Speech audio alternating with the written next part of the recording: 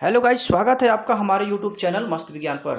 आज हम लोग पढ़ेंगे अलैंगिक जनन का पांचवा प्रकार। अलैंगिक जनन का हम लोग पांचवा प्रकार पढ़ेंगे। इसके पहले 4 प्रकार हमने पढ़ा दिए हैं, डिस्क्रिप्शन बॉक्स में उसका लिंक दिया हुआ है, जाकर के जो बच्चे नहीं देखे होंगे जाकर के देख लेंगे। आइए आज हम लोग शुरू करते हैं कायिक प्रवर्धन के बारे में, जो पांचवा प्रकार है। एक और बचा है बीजाणु समासंग, वो आगे हम लोग पढ़ा देंगे। ठीक है, आइए पांचवा कायिक प्रवर्धन के बारे में समझते हैं। जनन की वह विधि है जिसमें बहुत से पौधे जिनके जड़, तना तथा पत्तियां उपयुक्त परिस्थिति में विकसित होकर नया पौधा उत्पन्न कर लेते हैं। इसे कायिक प्रवर्धन कहते हैं। कहने का मतलब जड़ हो गया, तना हो गया और पत्तियां भी हो गई, ये जो है उपयुक्त परिस्थिति में जो है विकसित करके नया पौधा बना लेता है। इसे हम लोग क्या कहते हैं? कायिक प्रवर्धन कहते हैं। इस विधि में इसका भी कई प्रकार है कायिक प्रवर्धन के। जैसे देखिए यहाँ पर क्या है, इस विधि में पर्तन, कलम तथा रोपण जैसी तकनीक का उपयोग कृषि कार्यों में किया जाता है। तो हम लोग इसको आगे देखेंगे। इसका कुछ पौधे का हमने नाम लिखा है, जैसे गन्ना में रोपण विधि का एग्जाम्पल लिया जाता है, रोपण तकनीक का। गुलाब हो गया, केला हो गया, चमेली हो गया, इन सभी का कायिक प्रवर्धन के द्वारा। आइए हम लोग इसको अच्छे तरीके से समझते हैं फिगर के माध्यम से।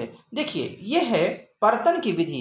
पर्तन क्या होता है कि किसी पौधे के तना को क्या करते हैं कि मिट्टी के अंदर उसको ढक देते हैं। मिट्टी के अंदर ढकने के बाद उसके तने से आप देख रहे हैं यहाँ पर कुछ जड़ें निकल करके आ जाती है। ये जड़ें जो है यहाँ से विकसित होकर के नया पौधा का रूप ले लिया। ठीक है, अब यहाँ से क्या करते हैं, इसको कटिंग कर देते हैं और कटिंग करके नया पौधा लगा देते हैं। तो इस प्रक्रिया को कहते हैं पर्तन, यानी कि लेयरिंग।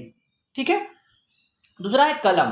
कलम क्या होता है? कलम में क्या करते हैं कि यहाँ पर एक पौधा का जड़ लिया हुआ रहता है और इसमें दूसरे पौधे को ऐसे कटिंग करते हैं कि उसमें जाकर के पूरी तरह से सेट हो जाए, यहाँ पर ग्राफ्ट हो जाए। समझ में आ रहा है? और उसको क्या करते हैं, बढ़िया से रैप कर देते हैं कपड़े से या प्लास्टिक से। उसको कपड़े से नहीं बल्कि प्लास्टिक से रैप कर देते हैं ताकि उसमें ये इन्फेक्शन ना हो, इसलिए उसको प्लास्टिक से बढ़िया से रैप करके बांध देते हैं और वो जा करके दोनों प्लांट होकर के ग्राफ्ट होकर के ये नया पौधा बन जाता है। तो इस प्रक्रिया को क्या कहते हैं? कलम कहते हैं। ठीक है, ये आमतौर पर हम देखेंगे जैसे आम वगैरह में भी यूज होता है।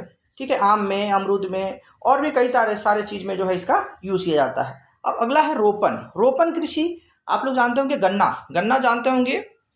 ठीक है, गन्ना में क्या होता है कि इसका आँख को, यानी कि जो उसका जो आँख होता है, हम लोग आँख ही बोलते हैं उसको काट करके ज़मीन में गाड़ दिया जाता है, यानी ढक दिया जाता है। उसके बाद उससे धीरे धीरे क्या होते हैं, नए पौधे उत्पन्न हो जाते हैं। तो इस प्रक्रिया को क्या कहते हैं? रोपण कहते हैं। तो रोपण की वृद्धि किस में होती है? गन्ना में होती है।